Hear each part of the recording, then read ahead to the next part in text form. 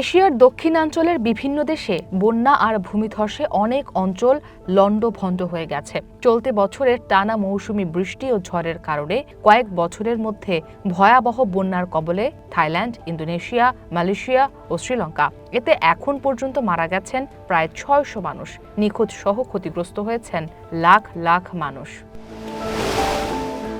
ইন্দোনেশিয়ার সুমাত্রা দ্বীপে গত বুধবার বৃষ্টি শুরু হয়। দেশটির আচেহ প্রদেশের বিরেউন এলাকার একজন বাসিন্দা রয়টার্সকে বলেন, বন্যায় সব ভেসে গেছে। তিনি তার পরিধানের পোশাকগুলো সাথে নিতে চেয়েছিলেন, কিন্তু পরেই বাড়িটা ধসে পড়ে।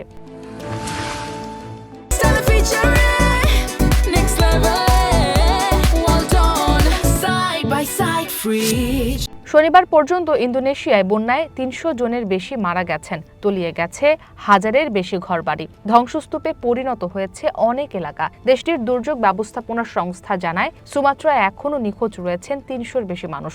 খারাপ আবহাওয়ার কারণে ব্যাহত হচ্ছে উদ্ধার তৎপরতা। কয়েক হাজার মানুষকে নিরাপদ আশ্রয়ে সরিয়ে নেওয়া হলেও এখনও শতাধিক মানুষ আটকা আছে বলে জানায় ইন্দোনেশিয়ার দুর্যোগ ব্যবস্থাপনা সংস্থা। ইন্দোনেশিয়ার পাশাপাশি বন্যায় প্লাবিত হয়েছে প্রতিবেশী থাইল্যান্ড। গত এক দশকে এটি দেশটির সবচেয়ে ভয়াবহ বন্যা। দক্ষিণাঞ্চলের সংকোলা প্রদেশে বন্যার পানির উচ্চতা ছিল ৩ মিটার বা ১০ ফুট পর্যন্ত। এতে করে সেখানে অন্তত ১৫০ মানুষের মৃত্যু হয়েছে। সব মিলিয়ে পুরো থাইল্যান্ডের ১০টি বন্যা কবলিত প্রদেশে মারা গেছেন ১৬০ জনের বেশি। ক্ষতিগ্রস্ত ৩৮ লাখ মানুষ। হাট ইয়াই শহরে একদিনে বৃষ্টি হয়েছে ৩৩৫ মিলিমিটার, যা গত ৩০০ বছরের মধ্যে সর্বোচ্চ। তবে ধীরে ধীরে বন্যার পানি নামতে থাকায় মৃত্যুর সংখ্যাও বাড়ছে দেশটিতে। স্থানীয় একটি হাসপাতালে মরদেহ রাখার জায়গা না থাকায় সেগুলো রেফ্রিজারেটেড ট্রাকে সরিয়ে নেওয়া হয়। নিহতদের পরিবারের জন্য ২ মিলিয়ন বাথ বা $৬২,০০০ পর্যন্ত ক্ষতিপূরণের ঘোষণা দিয়েছে থাইল্যান্ড সরকার। বন্যায় ক্ষতিগ্রস্ত মালয়েশিয়াও, তবে মৃত্যুর সংখ্যা ইন্দোনেশিয়া, থাইল্যান্ডের তুলনায় অনেক কম। উত্তরের পেরলিস প্রদেশের বহু এলাকা পানির নিচে তলিয়ে গেছে। বাসস্থান হারিয়ে আশ্রয় কেন্দ্রে অবস্থান করছেন হাজার হাজার মানুষ। প্রাকৃতিক দুর্যোগের কারণে কঠিন সময় পার করছে শ্রীলঙ্কা। ঘূর্ণিঝড় দিতওয়ার প্রভাবে সৃষ্ট বন্যা আর ভূমিধসে লণ্ডভণ্ড পরিস্থিতি।